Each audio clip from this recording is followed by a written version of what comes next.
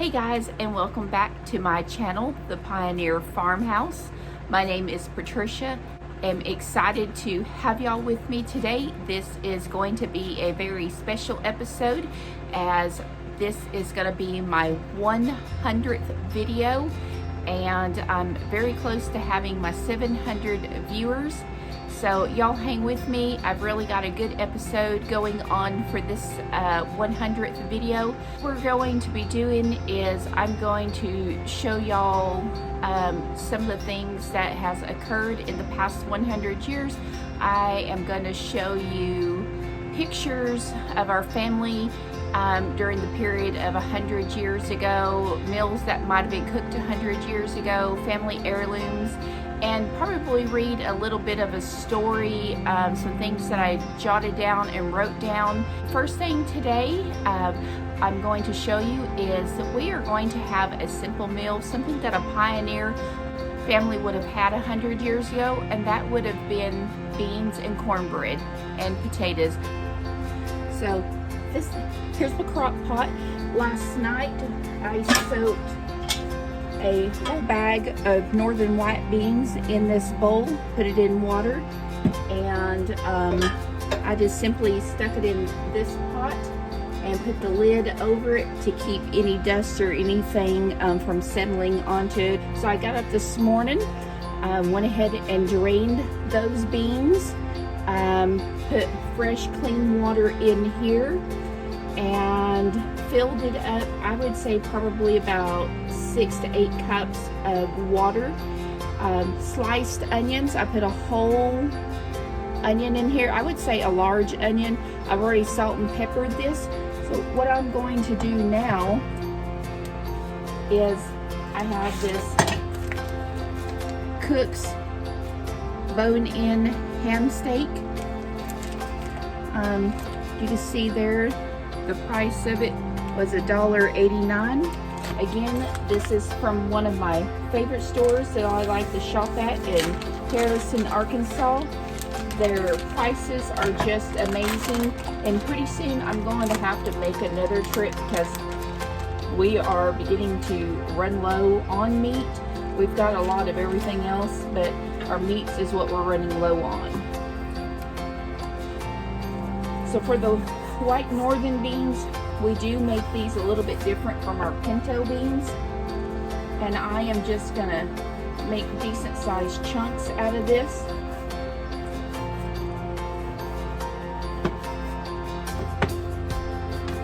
And put it back into the beans. We're just gonna put chunky ham back into the beans.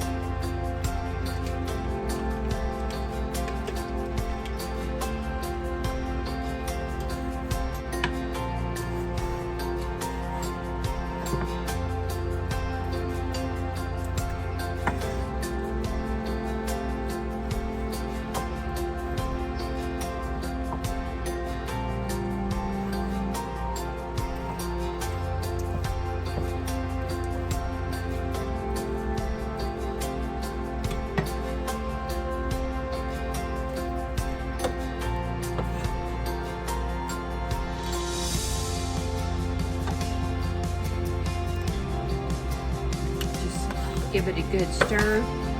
That way all works together.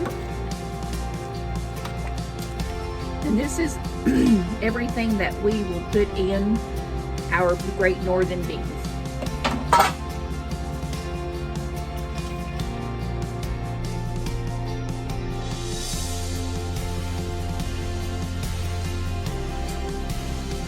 Now to go with this meal, we are going to have fried potatoes and cornbread. Now, I made cornbread from 2 nights ago.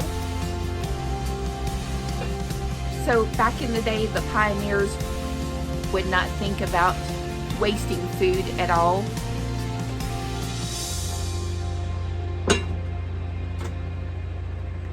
This is what I made a couple of nights ago, and we are going to finish this off with this meal tonight.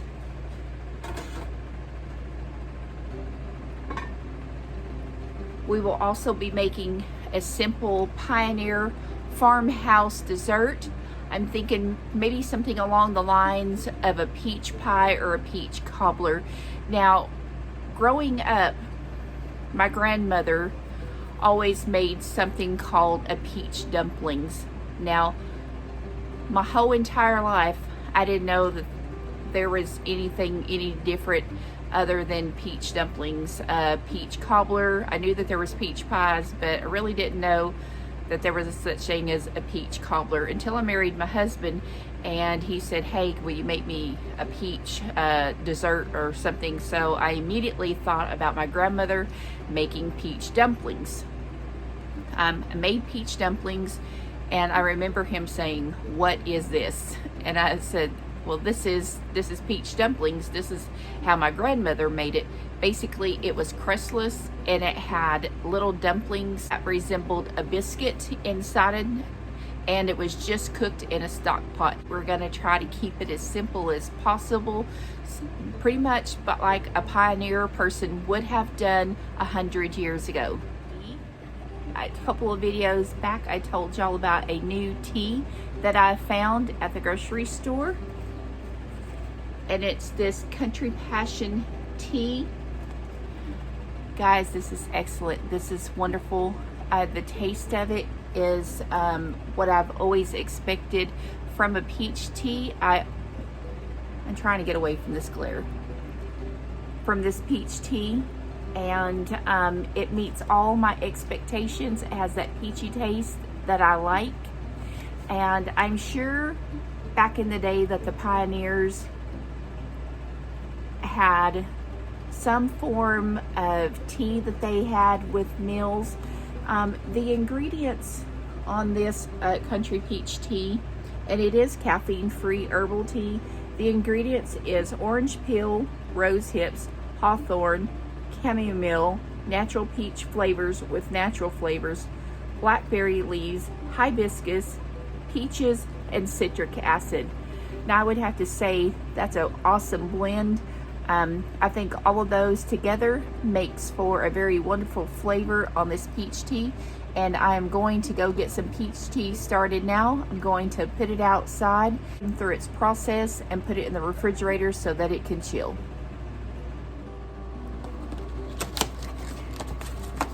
Now the box says to put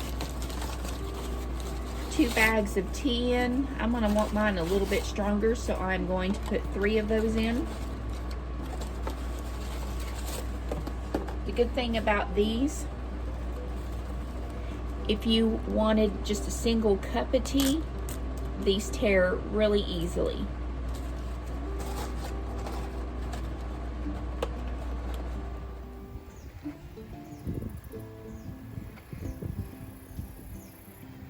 Now I have this really nice Lipton Sun Tea jar. It comes with this yellow lid. I bought this at the Goodwill. I think I paid about $2 for it, and I am just loving it. And as y'all can see, let's see if I can get some close-ups of that wonderful tea, and you can see all the herbs that is in it.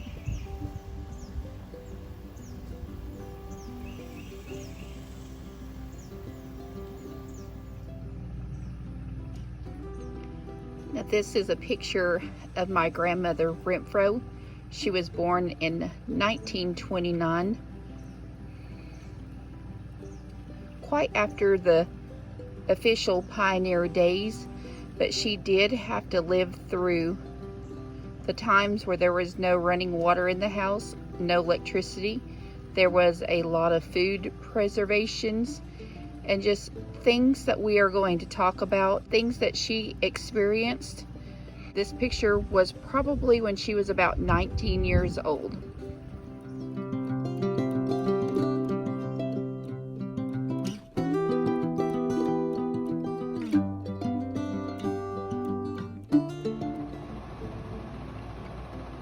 Now this photo is very special to me. This is a photo of my mother-in-law. She was born in 1899. She truly lived the ways of the pioneer woman. Unfortunately, I never got to meet her. I've been told numerous times that I would have loved her. My husband says we're very much so alike. We have a lot of the same similarities. I often feel that I should have been born 100 years ago. I like the ways of the old ways. I guess if you never knew what the future was going to hold, it would not have made any difference because you would not have known that there was anything any better. I know life was harder, but things seemed to be more simple. I'm not sure how old she was in this picture. Again, I would say she was probably somewhere between 16 to 20 years old.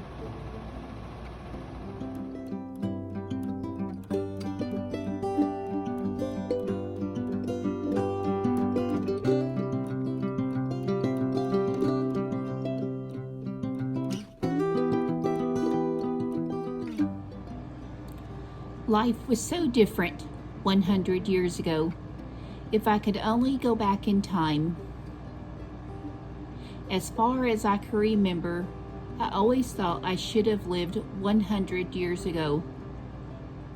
Although that would have changed destiny. I love all things old, the way it was used, and the simplicity of life. 100 years ago would have put me in the year of 1923. That would have put me in the era of my mother-in-law, Grace Cole, and my great-grandmother, Tuttle, and grandmother, Renfro. I'm going to share with you some things from back in the day. I have a cookbook that I really enjoy reading. I don't cook much from it, but I think that I'm going to start cooking from it just because of the simplicity of a lot of the ingredients, and a lot of them sound very interesting. I'm going to turn the pages as if I was turning back in time.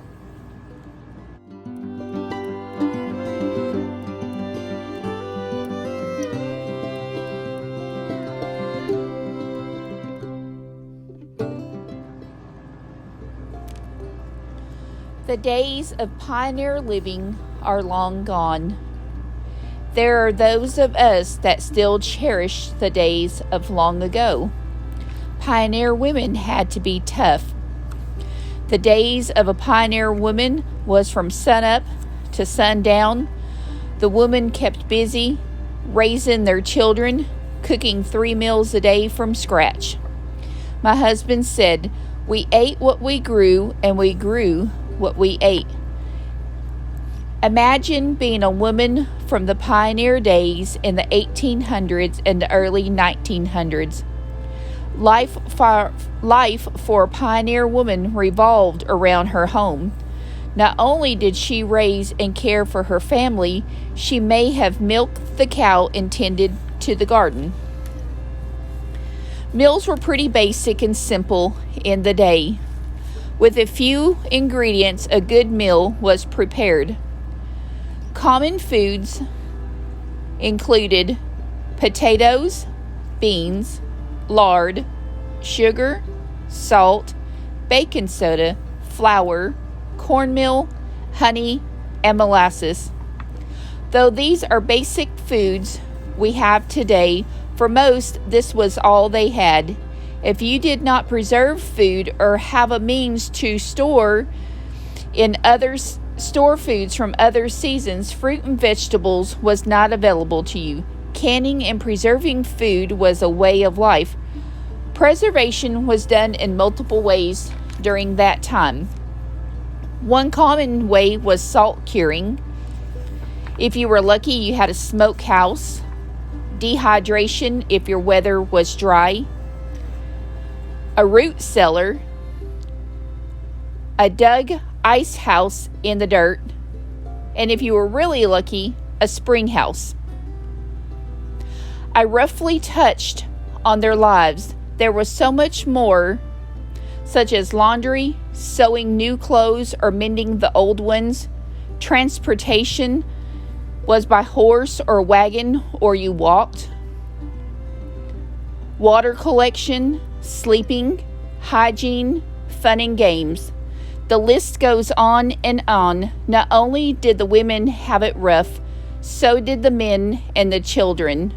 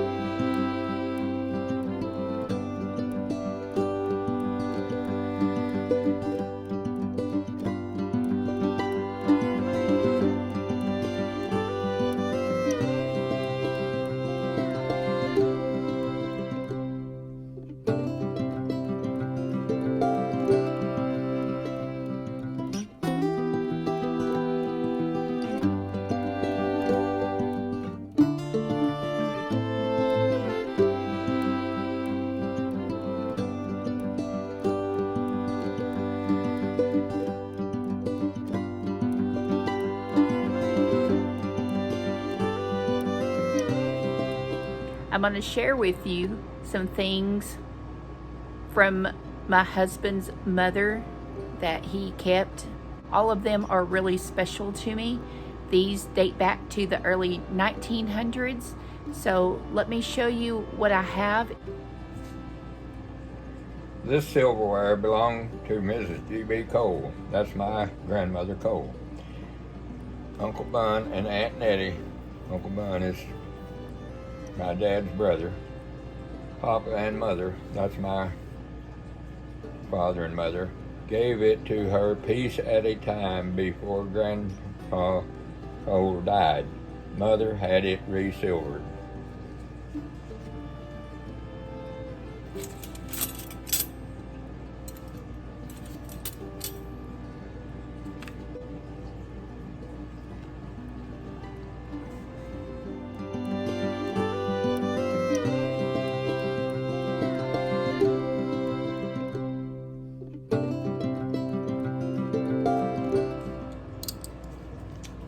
The 11 teaspoons marked capital S were wedding presents to Lizzie Seymour.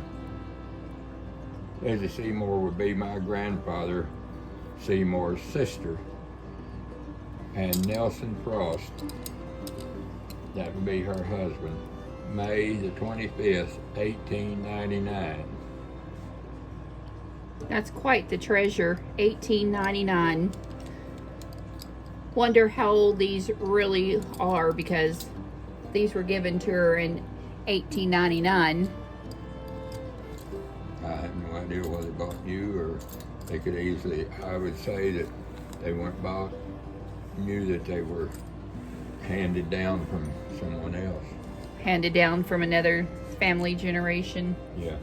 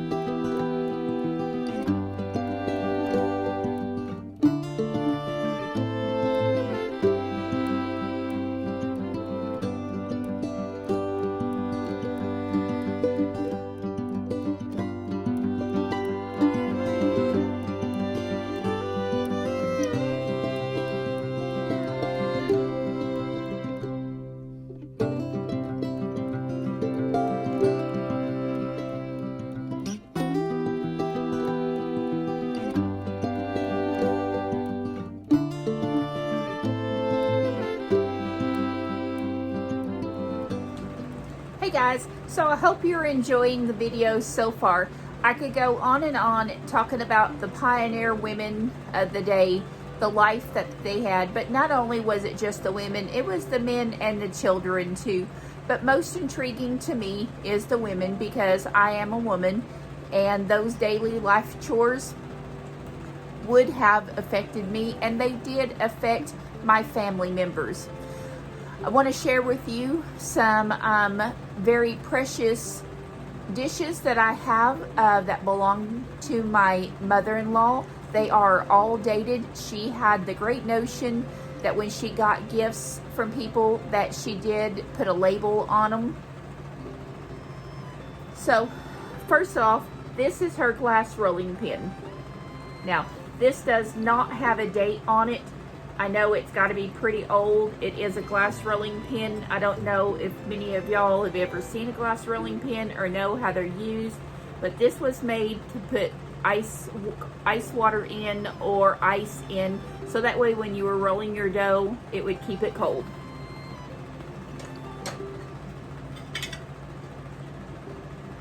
The other is this one, and it says a wedding gift. It's a wedding gift to Lance and Grace in 1922. This currently is 101 years old, but we know that it's older than that. The second dish I have is from Lizzie Frost, which is a family member to Grace. And I believe it says also 1922. This could also have been a very nice, precious family heirloom handed down. I do not know that, but again, this is over 100 years old. I have another beautiful and very stunning piece. It's from Cora Seymour, 1919, to Grace Cole. Now guys, tell me if that isn't beautiful and stunning. There is marks on the back for those of y'all who know what they mean. I'll try to get closer without it blurring.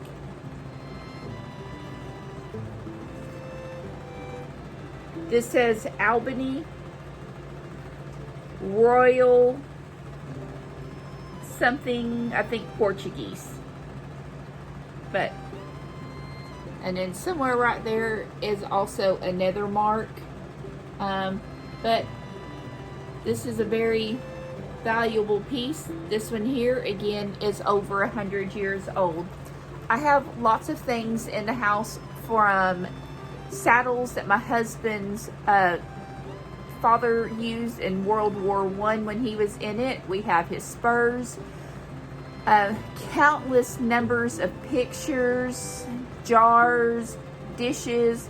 A lot of them we just have kind of stored away for protection. But these are things that means a lot to me. The silverware that y'all saw earlier, that is just wonderful. We have so many treasures that we have, and so many treasures that I would like to share with y'all. As y'all know, y'all have seen parts of my kitchen, and y'all know that it is just filled full of antiques. I do love antiques. I like vintage items, and I enjoy displaying them. One of my favorite treasures, as y'all could see, there's some over here on this,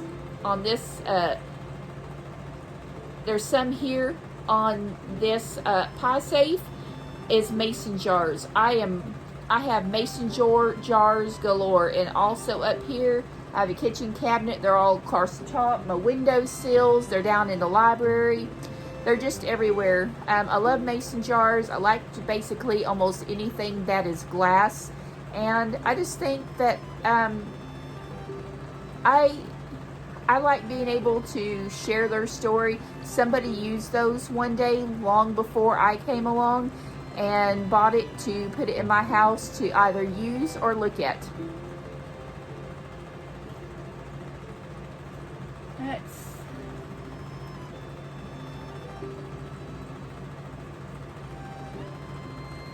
Alright guys, so I'll take you back to mealtime. The beans are finished. I am going to make the fried potatoes, and I'm going to get the peach dessert going. I don't think I'm going to do the peach I don't think I'm going to do the peach dumplings. I think I am going to do a rustic peach wrap and put it in the oven. It's going to be really quick. I am not going to make the pie shell. I do have a pie shell, a roll-out pie shell that I'm going to use. It's going to be a lot easier. So anyways, guys, thank y'all for hanging with me. There's going to be a lot more of these videos, and I'm actually going to have videos where I'm going to start using the items and displaying how they were used and their purpose. Okay, so it's kind of getting a little bit cool outside. I've turned our AC off to give it a break. It's just been running so much, and I don't mind that it gets just a little bit hot. So like I said, the Pioneer people used things that were simple. One of those is lard. I buy this lard, and y'all can see exactly how much lard I used. I bought this and used it on April the 21st. I dated it. So we use very little. I try to bake as much as we can to keep from eating so much lard. But if I was gonna have to eat one oil, it would be lard. This is something that I have made before in the past. It is really simple. It is easy, and I definitely recommend using the lard. I know there's some people out there who are a lot more health conscious and use the olive oil, but I do not like the taste of olive oil. Okay, here's the tea, guys. I'm telling you, this stuff is wonderful. I love it. I love it. I love it. And I bought this at Walmart. That is that Peach Country Passion, and I just love it. I cannot say enough about it.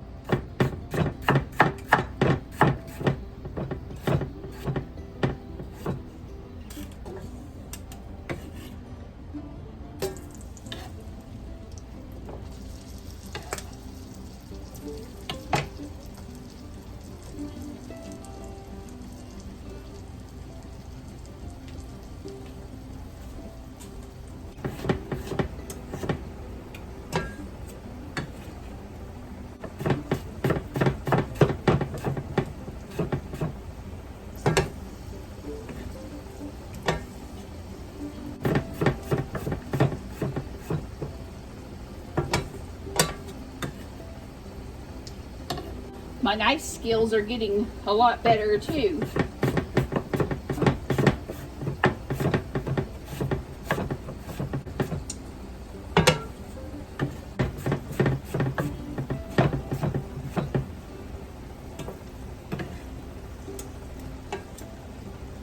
We'll just go ahead and cut this other because we can eat it. Leftovers, which we do eat a lot of leftovers in this house. We don't let a whole lot go to waste.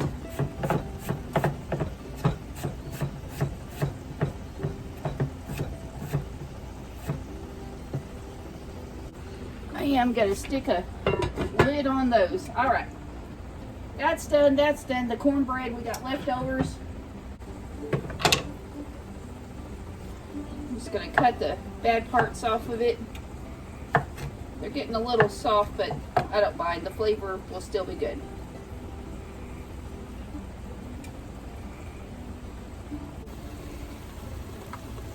Alright, so I've got our peaches cut up. I'm gonna leave the skins on them. A lot of good nutrition is there in the skin. I'm just going to add a dab of water to it.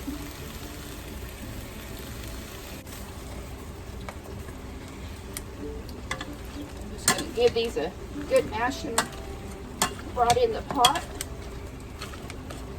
Mine are just a little overripe, so they do mash up pretty fast. Let's go ahead and add the sugar to it.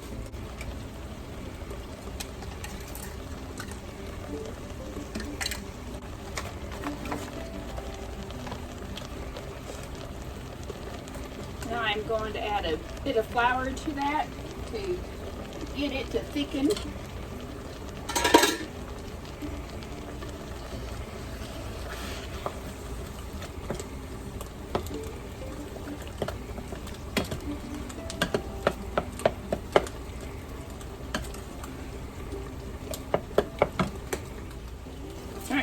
To this, I'm going to add butter. I think I just put some paper in there.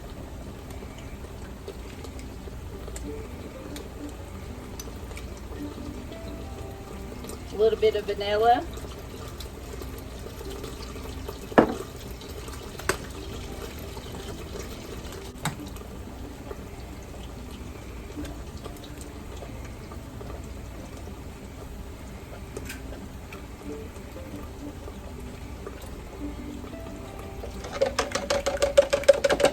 It also calls for 1 egg. So we're going to put just a little bit of this mixture in here so we don't make scrambled eggs.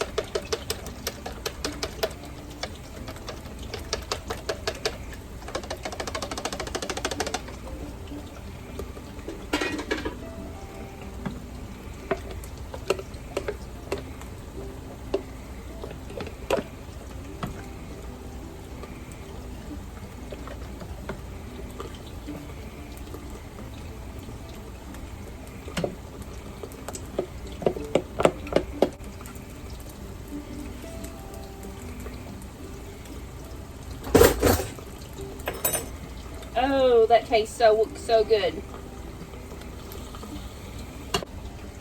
I'm going to attempt to put it on this.